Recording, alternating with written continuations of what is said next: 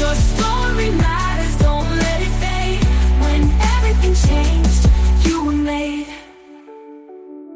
Hi there, this is Wendy Babcock with the One Stories podcast. Today I'm with Susan. Welcome, Susan. Thank you. It's so great to be here, Wendy. Thanks for having Yeah, me.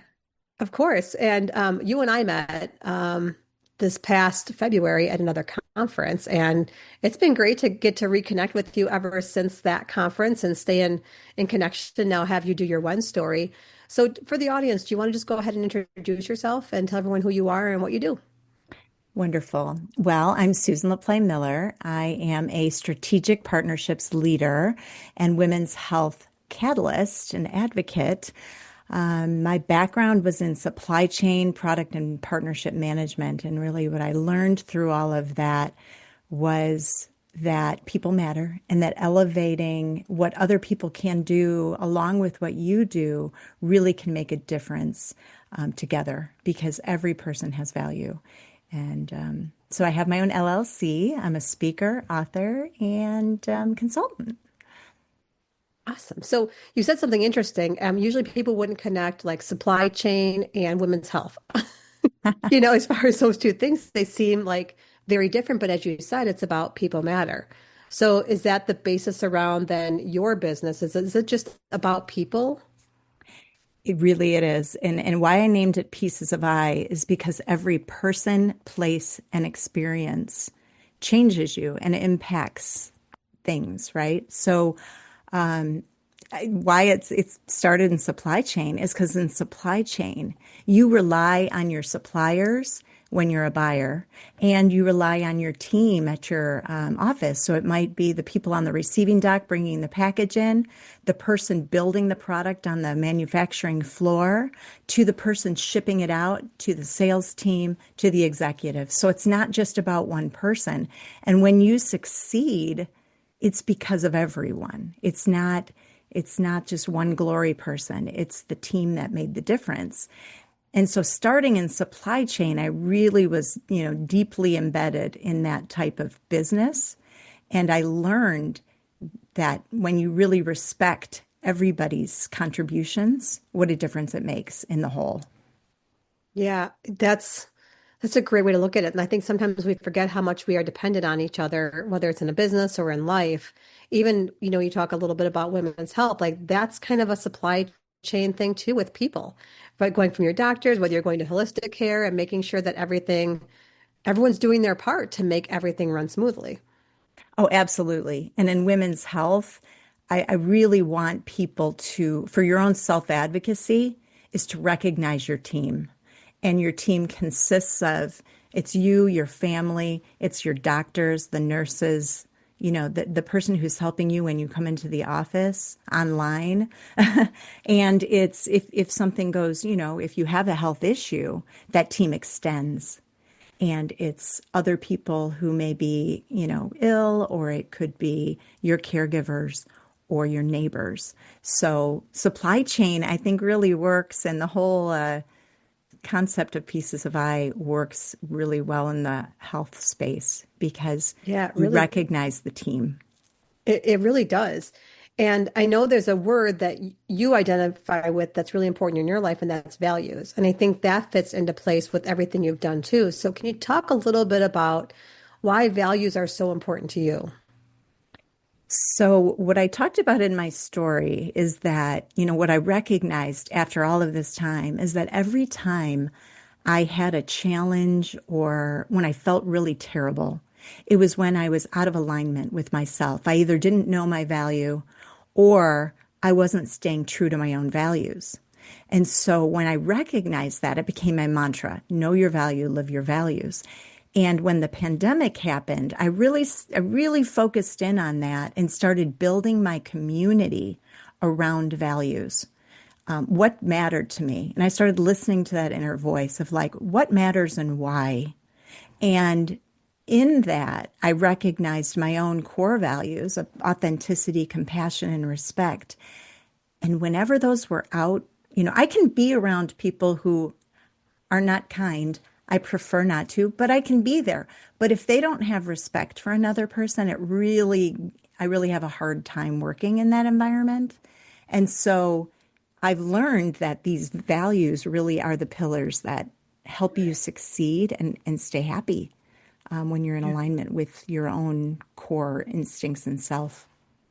Yeah, and just knowing your own values. You said something important, like, yeah, you can be around other people that maybe don't have the same values, but there's a point at which you have to, set a boundary around who you allow into your life and who you allow into your world. Yeah, that is so interesting because we think, oh yeah, we should be able to get along with everybody, but sometimes values step in and then boundaries have to be set. Do you find that to be Exactly. true? Yeah. Yes, but and that's where boundaries come in. It's you I can certainly work with people that I'm out of alignment with values, but I have to set my own boundaries and let it be known that there are certain things I will and will not compromise. Yeah. And my integrity is one of those things, right? So I'm not I going love to, that. I yeah. love when I see, especially women in business, like protecting their energy, their boundaries, and what they will and won't accept. Because if we don't do that, if we don't set those boundaries, then we invite everybody in, and we're not serving anybody then. I feel Hmm. like everything can fall apart. And yeah, that's when I think this mismatched energy and mismatched alignment happens. Right. Yeah, because they say, you can't be everything for everyone because then you're really doing nothing for anyone. And Yeah. I think you just said something to that similarly. Yeah. So, yeah, it's important and you don't have to be everything. Yeah. That's why there's so many of us out here. Right. Yeah, and you just kind of figure out like who do you want to work with? And sometimes it's hard for women, especially, I think, to say we're not for everybody. So here's who I want to work with and putting that out to the world, because it feels like we're shutting off something. Like Hmm. somehow if we shut off part of the population, like, we can serve everybody. This is for everybody. It's not though. You want to make sure that you're in your lane because you will serve and show up best, I think, that way. Right. And it's not that you can't serve people that stay outside your quote unquote niche, right? Yeah. But, you focus and stay focused on what your gifts and talents and experience, what it is that your intentions are as well, what you want to Yeah. put out into the world and just stay in that lane for a while, and bring it to life. And the right people seem to come out of the woodwork, like you and Sarah, Yeah. Same. Yeah, so true. right? I love how we met at a Creative Con. I'll have to share the story. So we met at Creative Con in Chicago, and Sarah and I were there. It was our first time at Creative Con. We had a booth, and I was speaking, and so Sarah came with, and she was out mingling and meeting people, and she comes back. She's like, Wendy, you have got to meet Susan. She's, I'm gonna call her Susan with the pants because her pants are fabulous. I'm like, okay. And then you came around the corner. I'm like, that must be Susan with the pants. She's like, it is Susan with the pants. And then she introduced us. I'm like, and I've just had that stuck in my head ever since because they were fabulous pants. They were fabulous pants. Yes, we had a Yeah. boutique here, and the woman that owned the store, she believed in people too. It was wonderful, but she had crazy fun pants, and I'm like, sometimes you just got to wear something fun. Yeah. But I think that's to your advantage because it's more memorable at events and things because that's how, like, Sarah and I were like, 'cause I'm usually not good with people's names. I'll meet somebody, I'll Hmm. see their face. I'm like, oh, who was that person? She had glasses, long dark hair, whatever. And Susan with the pants. Then I automatically know who she's talking about. So maybe I need to start nicknaming people with something. But so I want to know real quick. So with the different things that you've done, what is your favorite thing that you love to just dive in and here's where I thrive and live in my business? What part of that do you think it is for you? Oh, wow. I would say building partnerships. I love going to conferences. I love walking in the door. And, some people are like, how can you stand it? I love it. I'm energized when I meet new people and when I'm able to hear what it is that they're passionate about and what they're doing. And so I thrive in conferences. I thrive in that environment of meeting perfect strangers and getting to know kind of what that little spark is in them. Yeah. So that, and I love writing. So a lot of times I'll come home from a conference and I'll write about it and Oh, um, wow. and share what was special to me, what I heard or experienced. So I Yeah. think that's kind of like when I'm there, then I'm feeling like really energized. Yeah. And I feel like that just speaks to who you are from when I've got to know you over this past almost year, is you're open. at the conference, because we kind of got into deep conversation right away. And that doesn't always happen. And that's my favorite type of person. Like if we can just jump in and talk about, deep conversations. You talked about the women's initiatives. I told you about my mastectomy and all these things. And we like went deep quickly. I'm like, oh, I just love people like that. Thank you. And I loved your openness as well.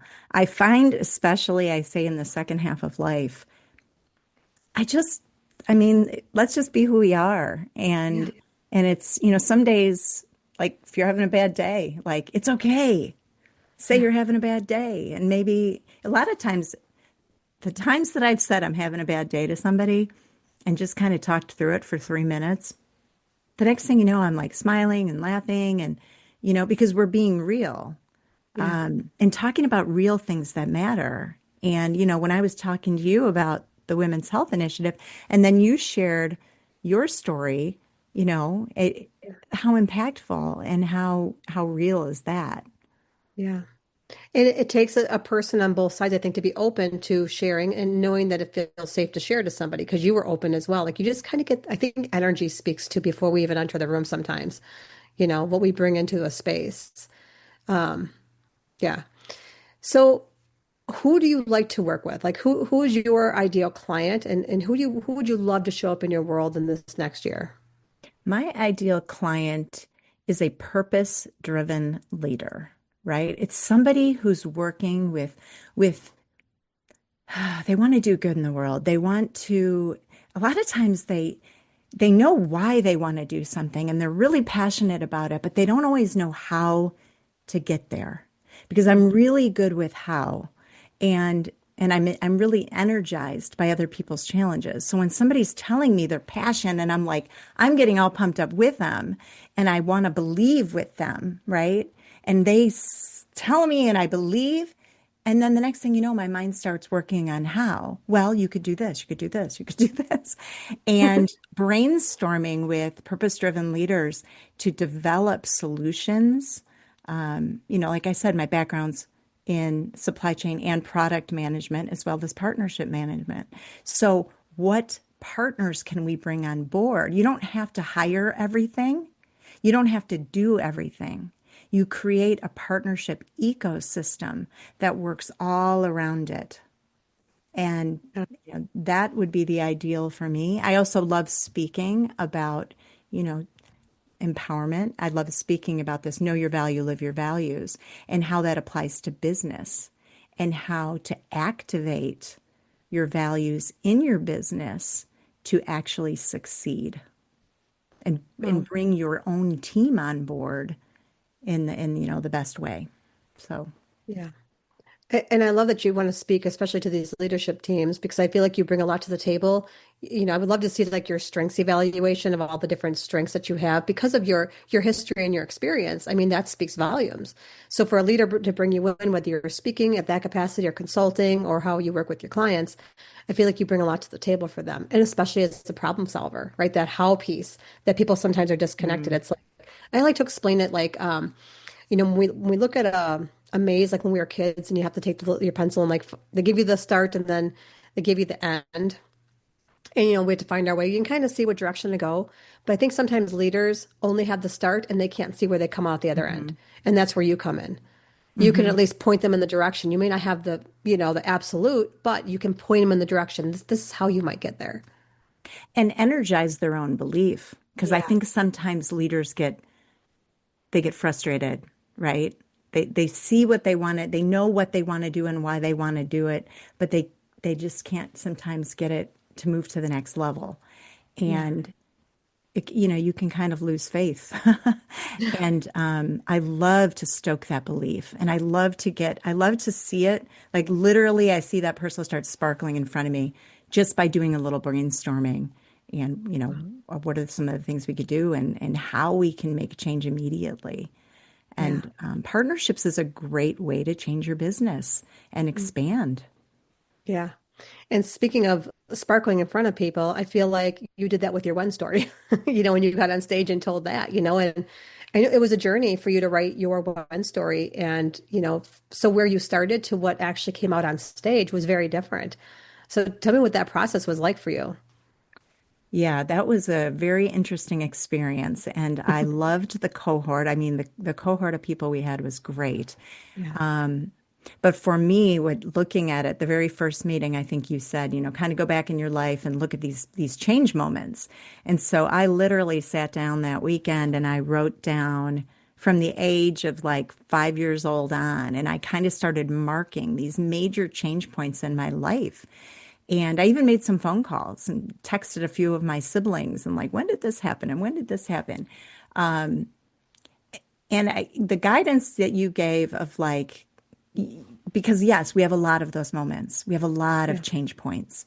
But which were the ones that really led you to be where you are now?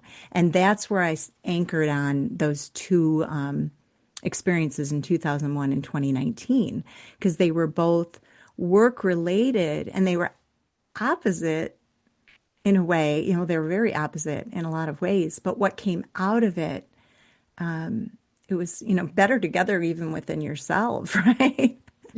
Yeah. Yeah, so that was a cool experience of, looking at those things. I think it's very healing to Yeah. understand all of those inflection points and to see like, okay, it did change me. But we're not the victim of our story. We're the victor. You're only victim when you can't when you're fear-based. But when you're compassion-based and you look at your life and you say, with compassion for your own self or for the people that were around you, it changes your whole mindset. Yeah. And when you can do that with yourself and with others, it helps you heal through and say, okay, yes, these things changed me, but this is what I've learned and this is what I'm going to do with it. Yeah, because it's relatable for somebody out there, and then they see the possibility, right? So Hmm. maybe a piece of possibility that wasn't there. So you're sharing your pieces of I, right? It adds a piece to somebody else's puzzle.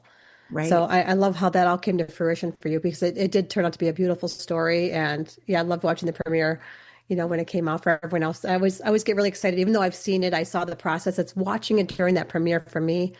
It's like watching it for the first time over again. I don't know why that happens, but I just enjoy it so much. Oh, it was cool. And I mean, it was cool. I even had on my phone, some of my kids were texting me that weren't chatting. They were texting me and, just and friends afterwards receiving, DMs and texts and calls. And Uh, I think it's really special. And I think with every challenge we have, it can help somebody else. At least they yeah, feel heard. They're like, oh, wait a minute, that happened to me too. yeah, And it's okay to be hurt by certain things and to get through it.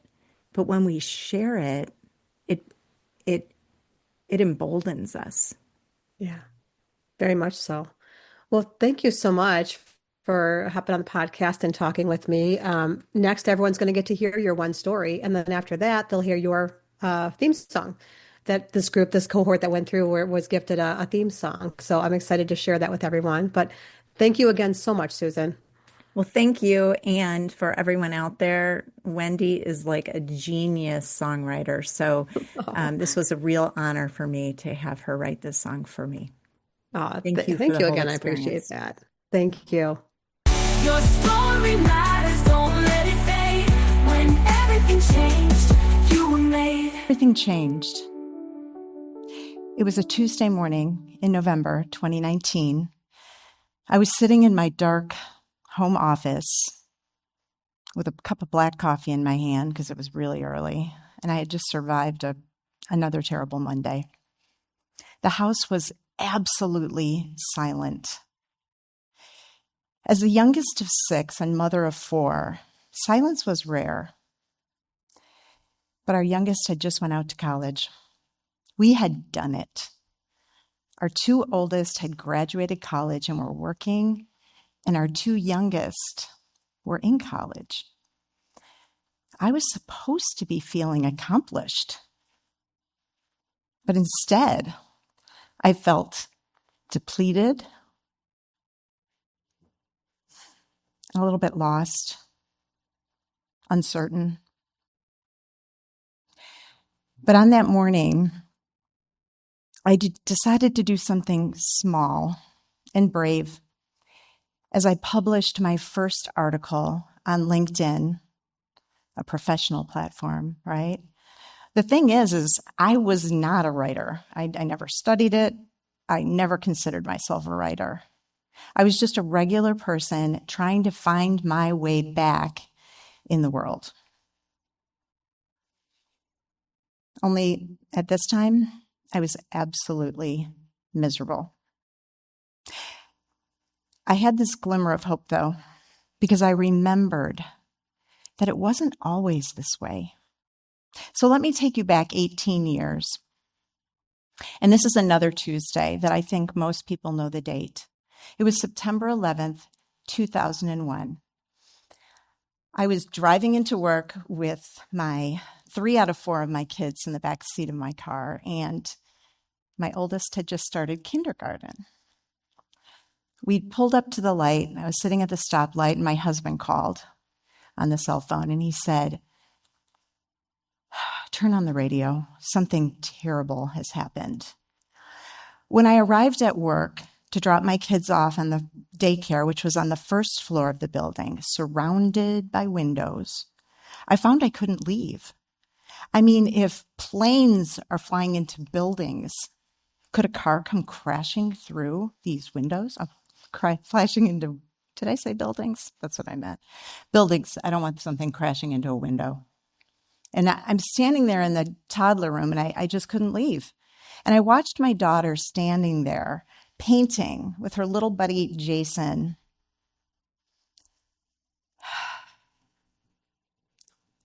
And it just changed things for me. You see, I was successful by the world's standards. I was working in the tech industry, cellular, at the cellular boom, creating the next generation of cellular equipment. I was well paid. I was well respected. I even had a hybrid schedule in 2001 before people even knew what that was. I felt valued.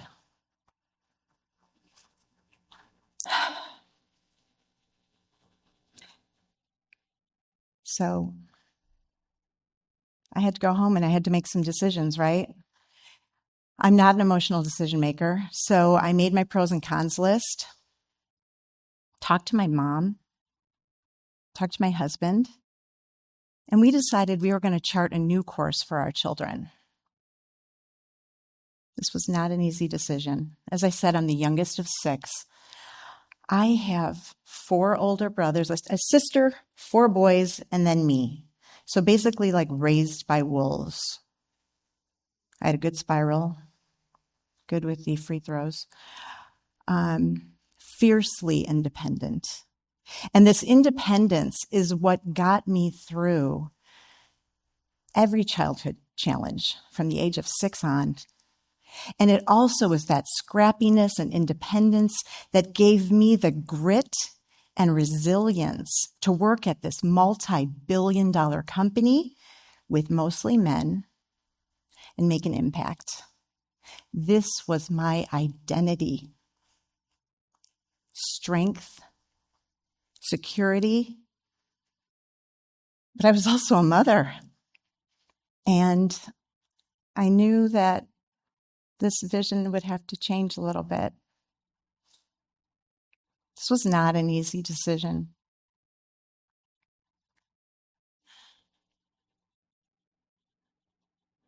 So I've got my family. So I walk into my boss's office and I say, "Are we laying anyone off?" And he said, "Yes, but not you." Because Motorola was going through a round of layoffs. He said, "We're not going to lay you off. We're going to promote you."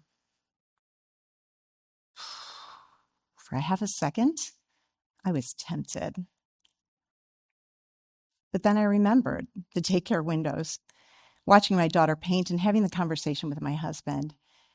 So instead of taking the promotion, I volunteered for the layoff to save someone else's job. I traded paychecks and promotions for service and meaning. And I took that severance and I divided it by 4 children's college accounts to give them the future I wanted them to have. I devoted myself to the family, volunteering, and leading community projects. So now let's pop back over to 2019. I had at some point returned to the workforce. It was hard. The transition back to work was hard, but it wasn't the work that was hard. I had been doing that all along. What was hard was the way I was being treated. I was showing up, doing my best, and the harder I tried, the less valued I felt. I wasn't being seen. I wasn't being appreciated. And I was like, how had I fallen so far? The glimmer of hope that I had was remembering I had been valued. I was valued at Motorola. I was valued in my family. I was valued in every community project that I worked on. So I listened to the voice that said, there's a better way. I had just returned from 3 conferences, and there was a message that ran through all 3. People matter. So I listened to that and I remembered it. And I said, you know what? I have to write about this. So I wrote an article, and that's what I published that dark morning. It was called People Matter, Lessons Learned from HR Tech, Boise, and Chicago Startup Weeks. And that's when the magic happened. Out of nowhere, people on LinkedIn, this professional platform, started commenting and resonating. The first comment that came in was from an HR tech leader that I had met out in Boise. And she said, thank you for talking about the grit that's needed in the startup world. And then I heard from a guy I used to work with at Motorola who is now living in Japan. His name was Mac. And he was thankful to hear from a trusted voice in the United States about what was happening in the startup world. And then strangers, people I didn't even know, opened up the conversation. So from there, I wrote 3 more articles, 1 a month, December, January, February, and I was about to write that one in March. Well, March 2020. I think we all remember that too. And why does it take these massive world things to change things for me? But suddenly the world was feeling how I felt. I wasn't alone. We were all uncertain. We were all starting over together.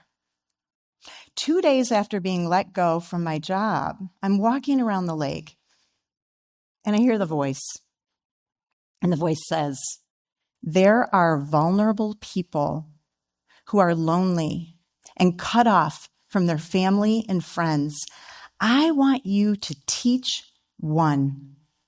Teach one person how to use Zoom, and then encourage them to teach one more. So I did what I did best. I pulled together community and I partnered to scale the effort because I wanted to teach more than one. One person donated a logo, another person donated a platform, and another, they all came on board. And then I wrote an article because that seemed to be the thing to do for me at that point. From there, things grew. A friend reached out in April of 2020, and I partnered with her to develop her breast cancer nonprofit. She had stage 4 breast cancer, and she wanted to empower women to learn their breast density, learn their screening options, and self-advocate. Women's health. I'm in, right? So we took the lessons of her experience. She did not want her story to become my story or your story. We took her experience and we created the mission, the vision, and the values. And then we took my experience and we created the strategy, the messaging, the programs and partnerships. And soon we had our first event in February of 2021, this little ragtag team of volunteers and partners had 750,000 impressions on a one-day online event. We did it. We took that impossible and made it possible. I grew my own voice in that time. My LLC, I support others as a strategic partnerships leader. I became a women's health advocate. And I also co-authored 3 books and started writing poetry. I am not a poet, just once again, like The Voice, right? Soon I was collaborating with global artists, and one artist in South Africa, she created 24 pieces of artwork with my poetry. I've never even spoken with her. This was all online. So from that dark office, I had come back to life. There's a thread that runs through all of this, and as I look back, in 2001, I recognized that values matter. In 2019, I saw that voice matters, and in 2020, empowerment matters. And through it all, community matters. I also saw something else. Every time I was unhappy, I was not staying true to myself. I didn't know my value, or I wasn't living my values. And so that's where my mantra comes from. Know your value, live your values. Know your value, live your values. How do you know your value? Every single person, you have unique strengths, gifts, abilities. Embrace them. These are the foundation of your self-confidence and your self-care and your self-love and respect. Every person, place, and experience changes who you are. I call these the pieces of I, and this is what I named my LLC, Pieces of I. I am different today because I am here with you. You have changed me. And then live your values. Embrace yourself and then live your values. What matters to you? People ask me, how do you figure out your values? Well, what matters to you most? That voice that I hear, the intuition, those are your values talking. That's part of your spirit. Listen to it. It tells you when things are right and when they're off. You know. These are also the pillars that you can lean on when things get challenging, because it takes clarity and courage to live your values. But they're your pillars. And they also prop you up to make things happen that you thought were impossible.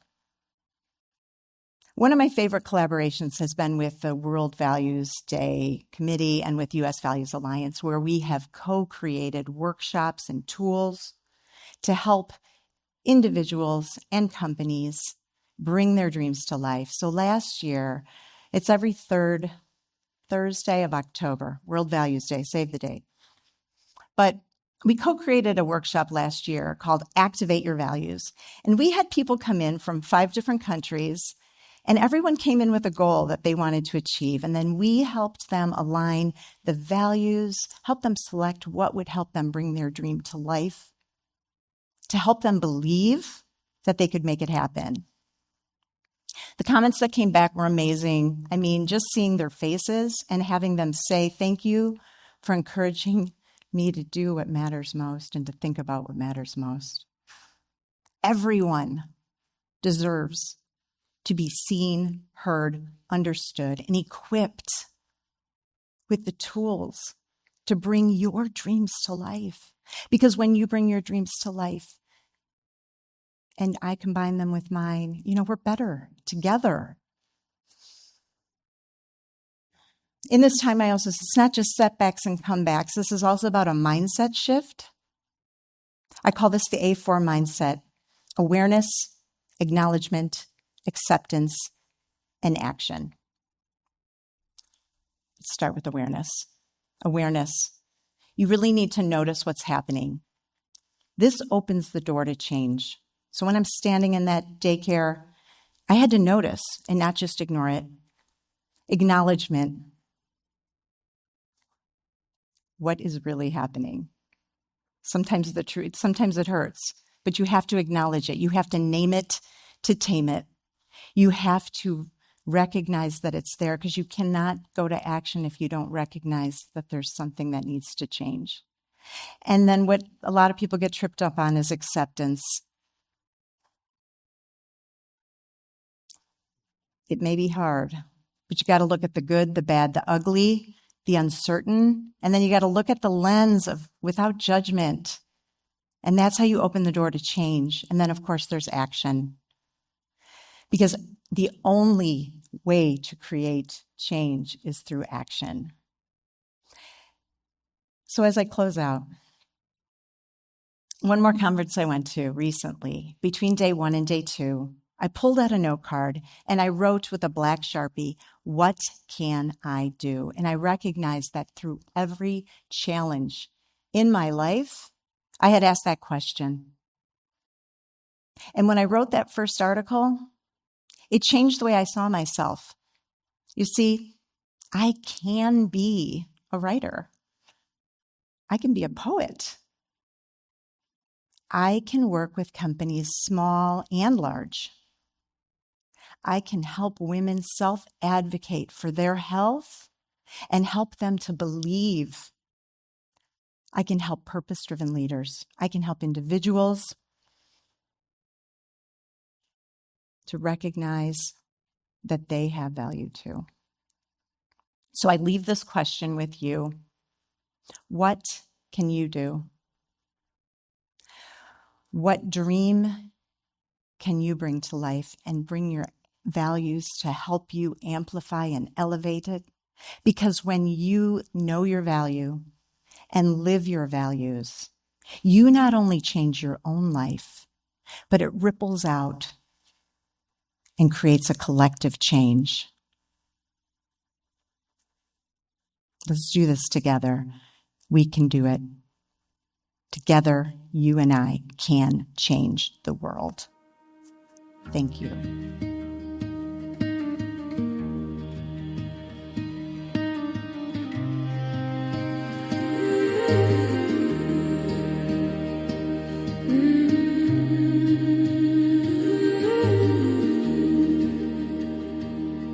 I was born from the chaos, the youngest to fight. Found my voice in the dark, learned to stand in the light.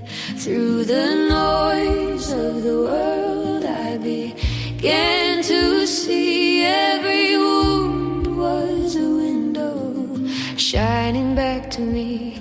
I carry grace and grit like fire and rain. Learned that love and courage wear the same name.